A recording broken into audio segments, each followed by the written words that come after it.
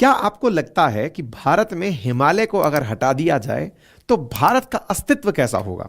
अच्छा, हिमालय वही जिसे आप जम्मू कश्मीर से लेकर अरुणाचल प्रदेश तक, पूर्व से लेकर पश्चिम तक फैला हुआ देखते हैं। जिस हिमालय के ऊपर जम्मू कश्मीर, हिमाचल प्रदेश, उत्तराखंड, नेपाल, भूटान, सिक्किम जैसे राज्यों को बसा देखते हैं, देशों को बसा देखते हैं, वही हिमालय जिससे भारत भी पानी पीता है, तो जिससे चीन भी पानी पीता है, तो पाकिस्तान भी पानी पीता है।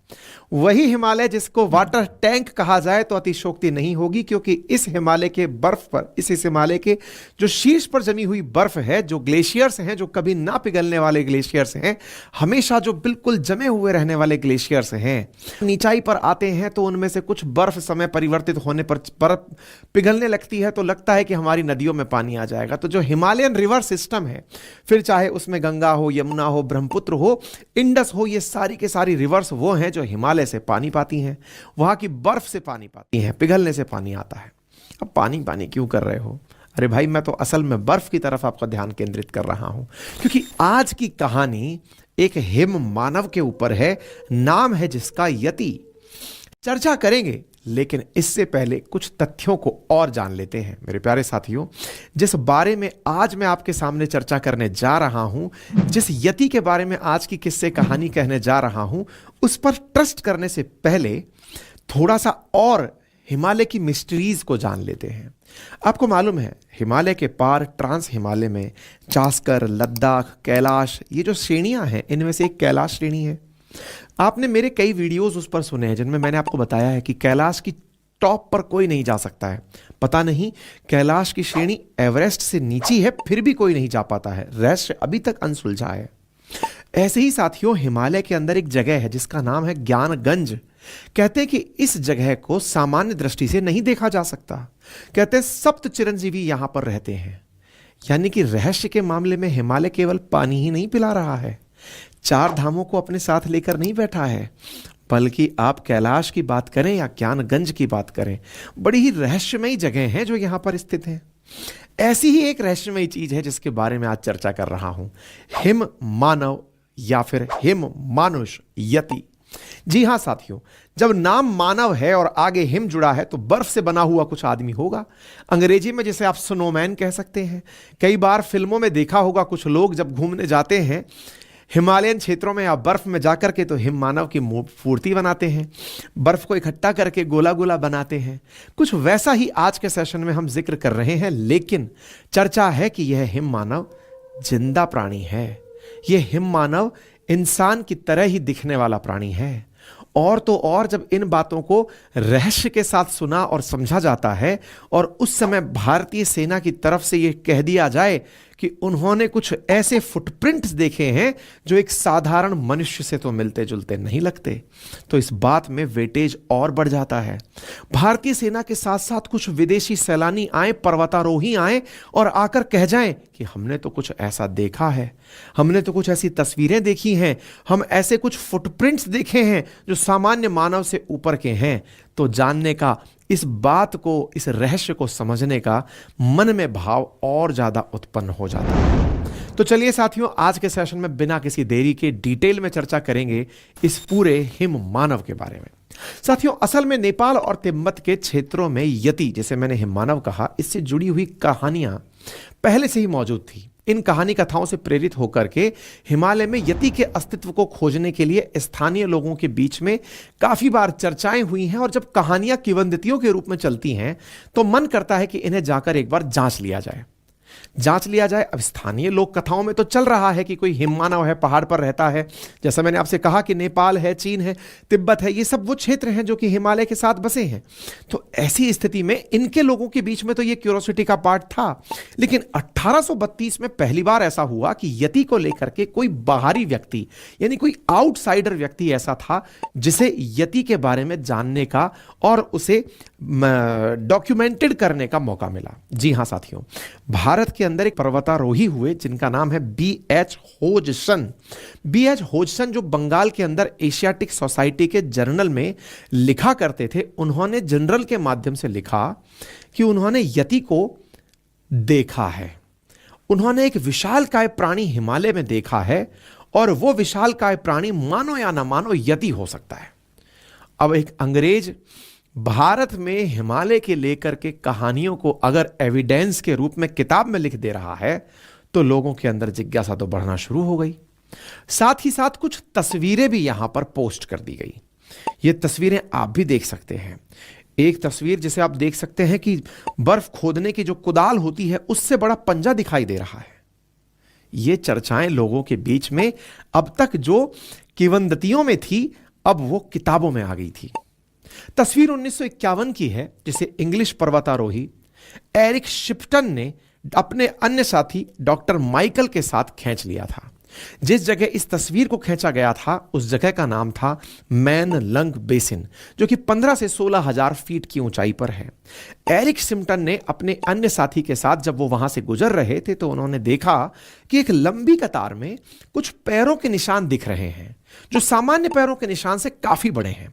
उन्होंने इन पैरों के निशानों को देखकर यति के अस्तित्व से जोड़ा। यार सुना तो था, पहले भी एक अंग्रेज था जो कह के गया है, किताब में लिख कर गया है कि ऐसे यति होता है। नेपाल तिब्बत में कहानी चलती है कि यति होता है। तो ये जो बड़े पैर मुझे दिखाई दे रहे हैं और लगातार चलते हुए आगे जा रहे हैं, मानो ना मानो ये यति ही होगा, क्योंकि उस समय बहुत से पर्वतारोही ऐसे थे जो यति को देखने के लिए ही हिमालय के क्षेत्रों में जाया करते थे। इन पैरों के निशानों की फोटो के सामने आते ही यति के अस्तित्व को लेकर के शिप्टन ने कुछ चीजें सामने रखी। उनमें से पैरों के निशान पहली बात तो बहुत बड़े थे, तो इन्हें मनुष्य के पैरों के निशान कहना बिल्कुल गलत था। दूसरा यह कि ये जिस जगह पर पैरों के निशान मिले थे वहां पर 2 पैर से चलते हुए ही निशान मिले थे, यानी कि यदि यति है तो वो 2 पैरों पर चलता है, यानी कि ये कोई जानवर नहीं हो सकता, चौपाया नहीं हो सकता। और तीसरी बात, ये नंगे पैरों के निशान थे।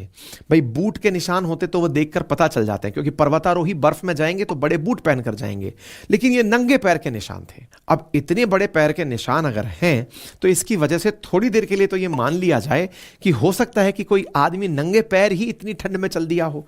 लेकिन यार ये बात सुनने में बड़ी अचरज की लगती है कि क्या कोई व्यक्ति नंगे पैर बर्फ में चल भी सकता है। तो ऐसी स्थिति में इस बात को मानने का लोगों ने प्रयास किया कि हो सकता है साहब इन्होंने जो फोटो खींची है वो सही हो। और चूंकि विदेशी लोग भी अब ये बात मानने लगे हैं तो कहानी में लोगों की उत्सुकता और बढ़ने लग गई।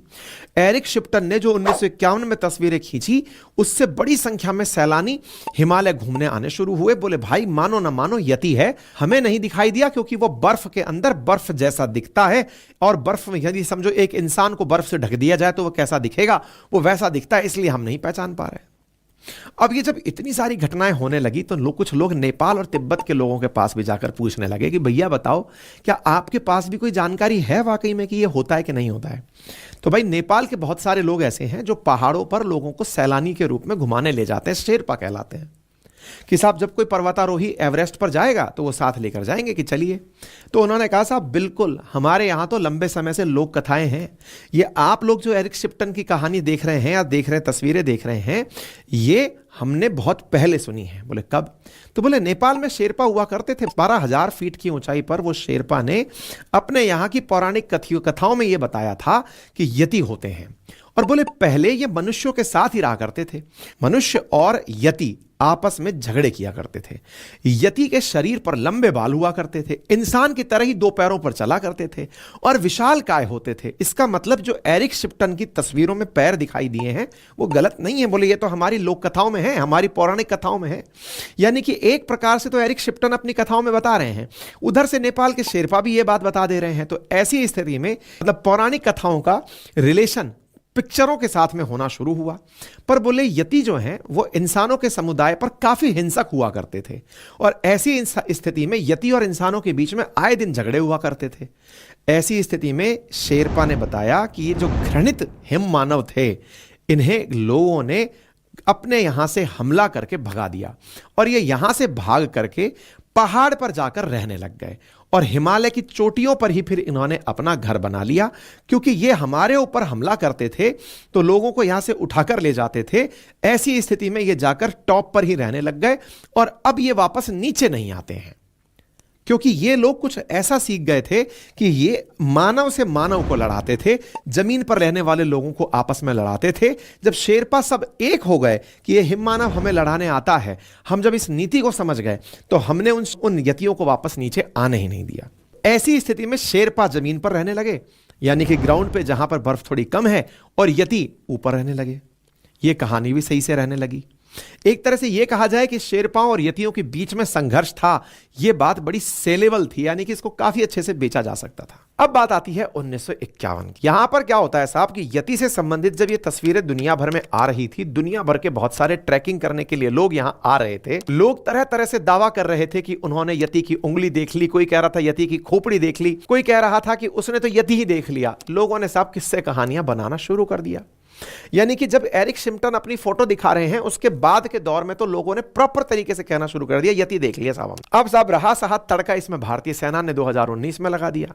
उन्होंने सोशल मीडिया प्लेटफॉर्म पर दावा कर दिया कि नेपाल तिब्बत चीन बॉर्डर पर उन्हें 5,500 मीटर की ऊंचाई पर मकालू बेस कैंप के पास एक रहस्यमय यति के पांव दिखे हैं, जो 32 इंच लंबे हैं और 15 इंच चौड़े हैं। भारतीय सेना की यति से जुड़ी इस जानकारी इसके मिलते ही भाई साहब लोगों ने इस जानकारी को कई बार कहा कि यह भ्रामक है, कुछ ने मजाकिया कहा और कुछ ने कहा कि सेना तो रहती बर्फ में है, हो सकता है उन्होंने देख लिया हो। 2019 में यह कहानी और ज्यादा अपने सत्यता के प्रमाण के लिए अग्रसित होने लगी। लोग तरह तरह की बातें करने लगे कि भाई कोई व्यक्ति इस पर कभी कोई शोध किया भी है कि नहीं किया है, क्या इसके बारे में कोई वैज्ञानिक मत है कि यह बस यही चला आ रहा है कि एरिक शिप्टन ने फोटो डाल दी थी, लोग कह रहे हैं कि बस यही सही है। अब भाई साहब इस चीज के अंदर एक व्यक्ति निकल कर आते हैं जिन्होंने 1999 में अल्पाइन जनरल के नाम से एक रिसर्च पेपर लिखा, जिसमें उन्होंने लिखा the yeti footprint myth and reality. नाम था इनका माइकल वर्ड। इन्होंने अपने रिसर्च पेपर में लिखा, अब आप कहेंगे कि 2019 में सेना ने बताया, लेकिन माइकल वर्ड तो 1999 में ही बात बता चुके थे। अरे बता चुके थे, लेकिन कोई पढ़ नहीं रहा था कि वो क्या बता चुके हैं। सेना ने जैसे ये बात करी तो लोगों ने कहा कि क्या कोई रिसर्च किया है, तो खोज के निकाल, बोले हाँ, बोले 1999 में हो रखी है। तो माइकल वर्ड ने अपने बारे में बताया, मतलब उन्होंने इन पैरों के निशान के बारे में बताया कि बोले भाई तुम में से किसी ने आज तक कंप्लीट यति को नहीं देखा है, बस मन में एक पिक्चर बनाई हुई है कि एक आदम कद इंसान है, इंसान से बड़ा है, बर्फ में रहता है, स्नो से ढका रहता है, बड़े पैर हैं, बस पैर के अलावा किसी के पास कोई प्रमाण नहीं। तो ऐसी स्थिति में तो यह भी संभव है कि एक व्यक्ति जिसके पैर के आकार असामान्य हो और वो बर्फ पे से निकल रहा हो, उसकी कुछ तस्वीरें उन्होंने साझा की। असामान्य आकार के पैर वाले व्यक्ति भी तो होते हैं, हो सकता है वहां पर कोई हो। पर अब इस बात के साथ फिर एक तर्क बना, और तर्क ये था भाई साहब मान लिया पैर बड़े हैं, लेकिन ये बताओ नंगे पैर बर्फ पर कौन घूम सकता है? वहां जो पैर के निशान मिले हैं वो बिना चप्पल जूते पहने हुए निशान हैं। तो आप मान लिए कि बड़े पैर का कोई आदमी घूम रहा होगा, मान लिया।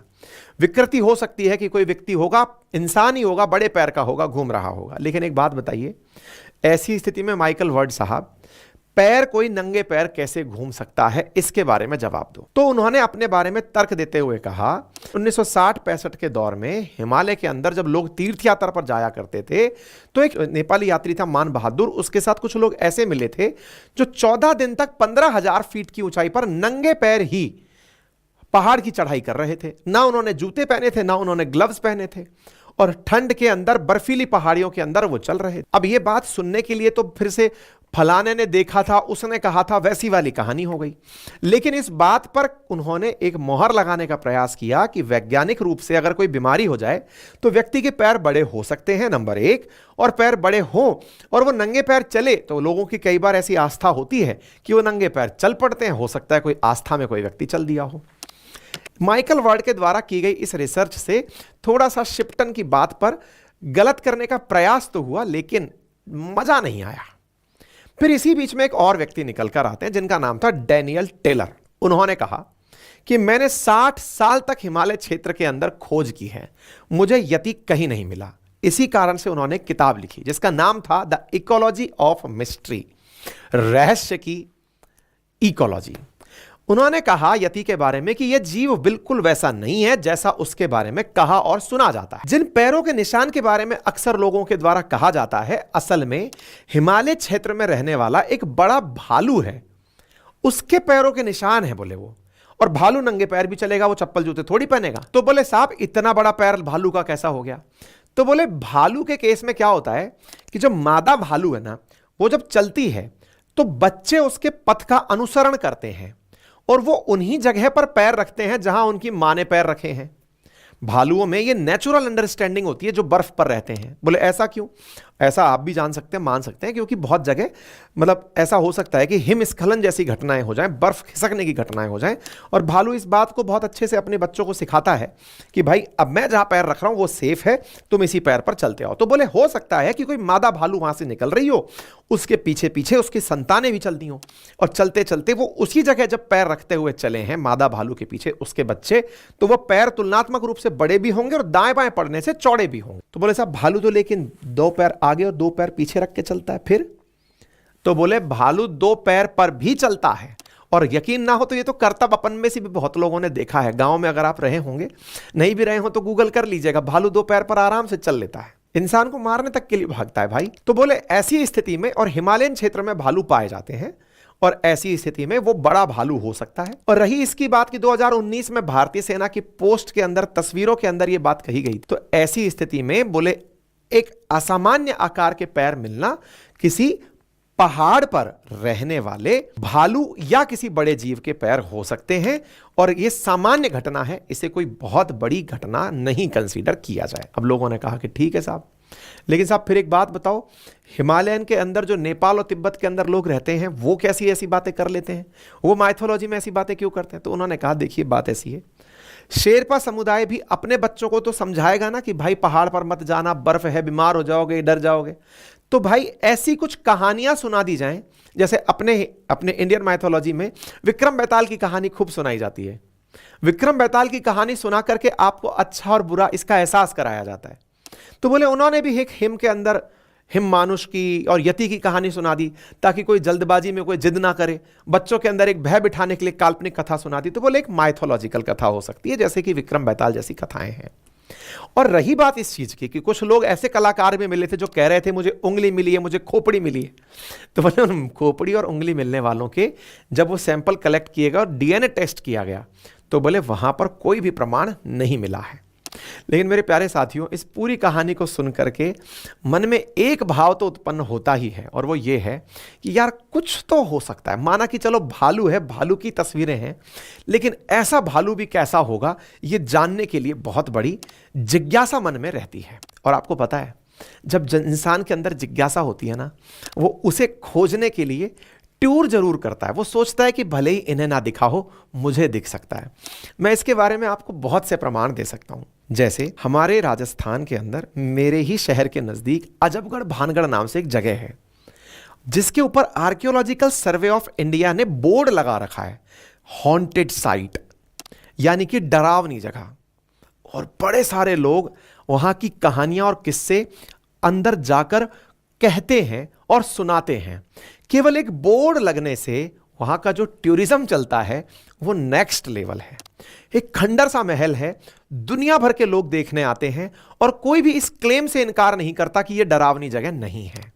लोग देखने आते हैं कि जब आर्कियोलॉजिकल सर्वे ऑफ इंडिया ने लिखा है कि डरावनी है, तो कुछ तो होगा। और साथियों, इस कुछ तो होगा में जो जिज्ञासाएं बनती हैं वो आपको वहां जाकर के देखने की बनती हैं। और टूरिज्म के लिए यति का होना, लोगों का उनको खोजने निकलना, पर्वतारोहियों के अंदर एक अलाही थ्रिल भरता है कि यार जाएंगे और यति हमें मिलेगा। उसके आधार पर वो बर्फ के सुनसान पहाड़ों पर दूर दूर तक यति को खोजते हुए और अपने पर्वतारोहण के आनंद लेते हैं। अब आप ऐसा कैसे कह सकते हैं?